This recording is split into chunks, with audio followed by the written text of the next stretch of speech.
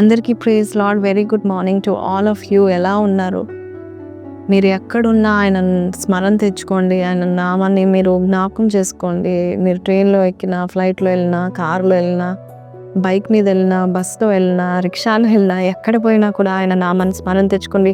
ఆ స్మరణ తెచ్చుకుంటే ఏం జరుగుతుంది, దేవుని జ్ఞాపకం చేసుకుంటే ఏం జరుగుతుంది అనేది నిర్గమకాండము 20వ అధ్యాయం 24వ వచనంలో వాగ్దానం చదువుతాను. నేను నా నామమును జ్ఞాపకార్థంగా ఉంచు ప్రతి స్థలంలోనూ నీ యొద్దకు వచ్చి నిన్ను ఆశీర్వదించదను. దేవుని నామాన్ని జ్ఞాపకం చేసుకున్న ప్రతి స్థలంలో దేవుడు వస్తాడు. నిజానికి దేవుడు మన దాకా రానక్కర్లేదు.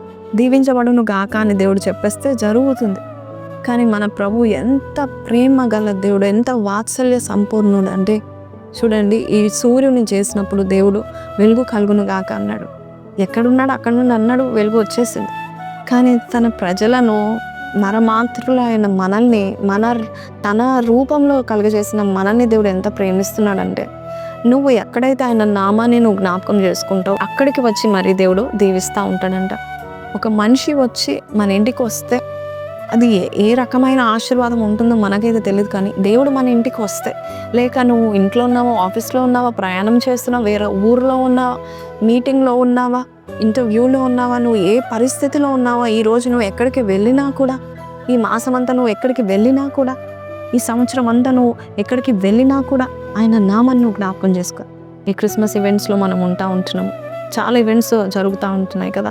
ఈ ఈవెంట్స్ అన్నిట్లో మనం ఎంజాయ్ చేస్తున్నాం. దేవుని యొక్క పుట్టుక, డాన్సెస్, ఈవెంట్స్, సాంగ్స్ ఇవన్నీ ఎంజాయ్ చేస్తున్నాం.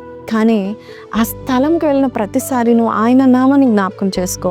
దేవుడు గొప్ప కార్యాలు నీ జీవితంలో చేస్తాడు. ఆయన వచ్చి మరి ఆశీర్వదిస్తూ ఉంటాడు. చూడండి, పొలిటీషియన్ మనం జ్ఞాపకం చేసుకుంటే ఏమొస్తుంది?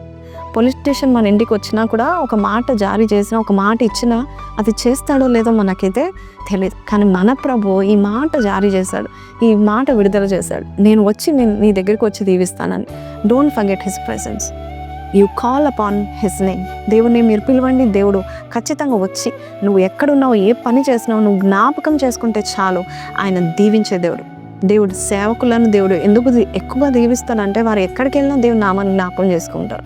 వారు పచ్చి మంచినీళ్ళు తాగినా కూడా, పట్టు చీర కట్టుకున్నా కూడా, కట్టుకుపోయినా కూడా దేవుని నామాన్ని జ్ఞాపకం చేసుకుంటారు. అలాగే నీ కూడా ఉండాలి. దేవుడు నీ ద్వారా గొప్ప దీవెనలు నీ కొరకు దాచిపెట్టి ఉన్నాడు. నువ్వు జ్ఞాపకం చేసుకో చాలు. నువ్వు ఎక్కడికి వెళ్ళినా కూడా ఆయన పరిశుద్ధ నామాన్ని నువ్వు జ్ఞాపకం చేసుకుంటే చాలు. దేవుడు నీ కొరకు గొప్ప దీవెనలను దేవుడు దయచేయను గాక. సో జ్ఞాపకం ఉంటుంది కదా ఆయన పేరు. ఆయనకు అనేకమైన పేర్లు ఉన్నాయి. నీకు ఏ నామం జ్ఞాపకం ఉంటుందో ఆ నామం పెట్టి పిలువు. అబ్బా ఫాదర్ అంటే, అబ్బా తండ్రి అంటే తండ్రిగా వస్తాడు. లేక అన్నలాగా నువ్వు కోరుకుంటే అన్నలాగా వస్తాడు.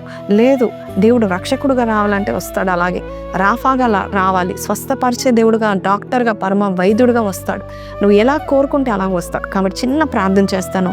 ఈరోజు ఆయన నామాన్ని ప్రతి సిచ్యువేషన్లో మనము జ్ఞాపకం చేసుకుందాం. పరిశుద్ధుడా, మహోన్నతుడగు తండ్రి, నీ నామాన్ని జ్ఞాపకం చేసుకునే అర్హత మాకు ఇచ్చావు. నీ నామంలో ఎంత గొప్ప శక్తి ఉందంటే, నీ నామాన్ని జ్ఞాపకం చేసుకుంటే చాలు. నీ నామము అయ్యా తండ్రి, ఎక్కడైతే మేము నించున్నామో ఆ ప్రతి స్థలంలోనూ వస్తావని చెప్తున్నందుకు నీకు వందనాలు. అయ్యా, ఎక్కడ నిలబడి ప్రవ్వా అని మేము పిలిచినా అక్కడికి నువ్వు వస్తావని చెప్తున్నావు, వచ్చి మరి దీవిస్తావని చెప్తున్నావు. అందుని బట్టి నీకే వందనాలు, స్తుతులు తెలియపరుస్తూ యేసు పరిశుద్ధ నామములో అడిగి వేడుకొంచున్నాము తండ్రి, ఆమేన్. సో ప్రైజ్ లార్డ్ అండి. ఈ వాగ్దానం దేవుడు మీతో మాట్లాడినట్లయితే, I will remember his name wherever I go అని పెట్టండి. May God bless you. Have a blessed day. Praise lord.